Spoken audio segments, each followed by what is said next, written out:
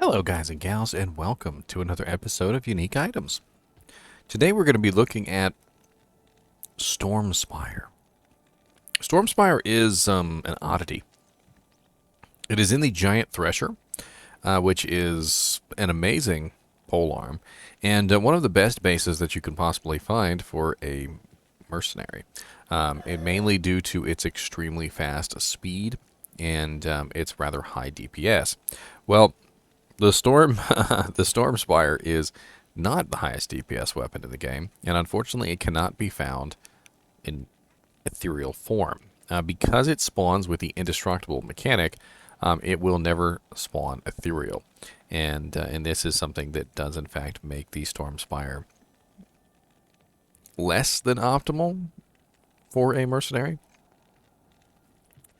It doesn't have many variables either. So if you were to go over to the website and take a look, on the wiki, you would find that the only thing that really varies on this particular item is the enhanced damage, which varies between 150 to 250%, which is huge. It's literally a 100% variable on the enhanced damage, which is pretty massive. It has a level 70 requirement, which is rather high. And the damage on it just isn't really the absolute greatest. I mean, if I found this and I wanted to put it on a mercenary for a little while, just in case, you know, if he didn't have anything better, it would definitely work. And he's definitely going to be able to kill some stuff with it. So I mean, let's not say that it's terrible. However, it's not the highest damage weapon that you could possibly put on your merc, and there are better options. We also have 30% increased attack speed, which is very nice to have on these weapons, helping your mercenary attack quicker. We have 1 to 237 lightning damage. We've got plus 10 to strength, which will be nice to help him equip some armor, perhaps. We have lightning resist 50%, so a rather large amount of lightning resistance. Unfortunately, for most mercenaries, by the time you're around this level, your mercenary doesn't really need a huge amount of resistances to hit cap. So 50% is kind of overkill. Although being a little over isn't exactly a terrible thing. We also have attacker takes lightning damage of 27. And then we have 2 struck by effects. So we've got level 5 chain lightning when struck and level 20 charged bolt when struck. But they're both relatively low percentages. Only a 5% chance on the chain lightning and only a 2% chance on the charged bolt. So very, very low. We're also looking at the damage of these effects is not very high either. So level 5 chain lightning, I believe, is only around like 100 damage. Let me look it up here. 1 to 95. So yeah, only 1 to 84. So less than 100 damage. And the charged bolt at level 20 is not very high either. It is going to do a rather considerable amount of damage more than chain lightning, though. So it's kind of important to at least note that. But they did reduce the chance of the level 20 chain lightning to charge bolt to 2%, which is probably why.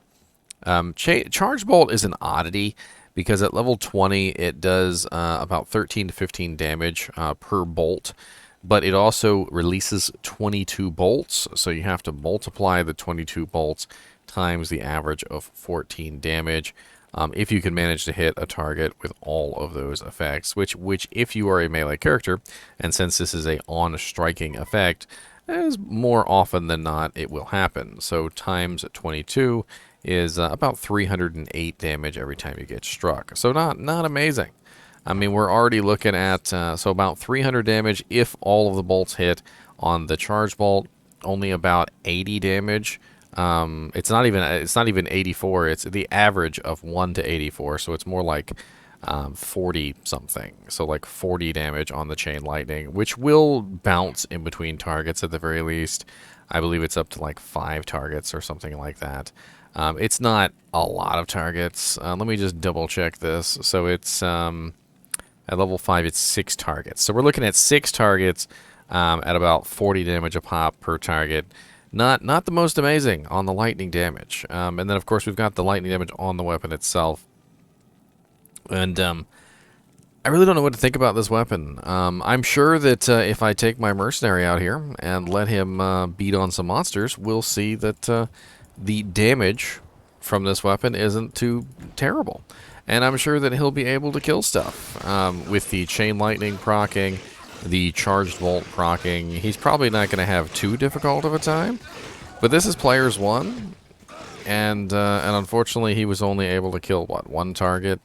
Granted, he doesn't have any equipment, no armor. Let's give him some armor too, shall we? Let's give him armor. I can't use that yet. Oh, that's right. He's not.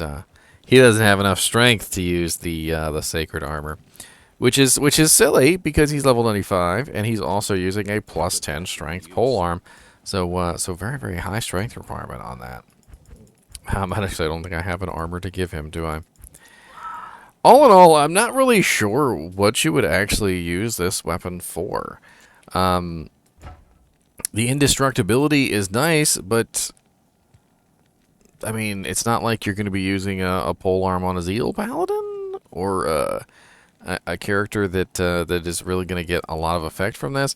One thing right off the bat that kind of struck to me was the range on this. So at the very least, you do have a 4-range weapon, which might come in handy for someone like a polearm barbarian who's just looking to enhance his whirlwind range. But at the same time, it's not going to be the greatest weapon for a polearm barbarian either. And at the end of the day, I feel like all it is an interesting thing to look at, but not necessarily a very interesting weapon to use. And I could be wrong, but the only thing I could think of off the top of my head is maybe a sorceress actually taking advantage of this. I mean, it's level 5 Chain Lightning and it's level 20 Charged Bolt. And if you had some sort of melee sorceress who was getting in there proccing effects, maybe tagged together with like Wisp projector rings, maybe she's running like a bunch of lightning damage proc equipment. Maybe somehow this could work out. I don't know. Maybe running as a bear, running around, you know, smashing everything. You might have to put a shale rune in this thing to actually make it fast enough to get off whatever proc effects you're looking at. But other than like a sorceress using full synergies to enhance the Charge Bolt, to enhance the Chain Lightning, I'm not really sure. I don't really see a lot of potential in this. The lightning damage is too low for something like a Conviction Paladin. The Chain Lightning and the Charge Bolt effects are when struck, not on striking. So it makes them much less desirable. When you have a modifier that's when struck, unless it's something really nice like when struck, have a chance to spawn, you know, like Decrepify, or when struck, you know, has a chance to give you enchant or something along those lines. These are damaging effects, and these are things that you'd want going off on the regular basis. They're rather low percentages, and they're not even really good abilities. So, all in all, I think the Stormspire Giant Thresher just kind of fails on pretty much every front that you need it on. The one thing that did occur to me is keeping your mercenary alive when fighting Uber Mephisto. Uber Mephisto has Conviction, of course, and one of his main elements is lightning, and this is a 50% lightning resistance weapon.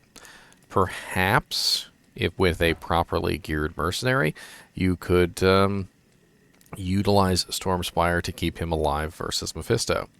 It's really the only thing I can think of. Anyway, as always, I do appreciate you guys watching my videos. And before I forget, I was about to forget, Stormspire is a Giant Thresher, which means that it is a TC class 87 item. What this means is that to find the Stormspire Giant Thresher, maybe you want to find it for Holy Grail, you need to be in a level 85 zone killing elite monsters. It is only going to drop from elites in a level 85 zone, like the Pit, or Ancient Tunnels. I believe Chaos Sanctuary is also level 85, so keep that in mind. And as always, thanks for watching.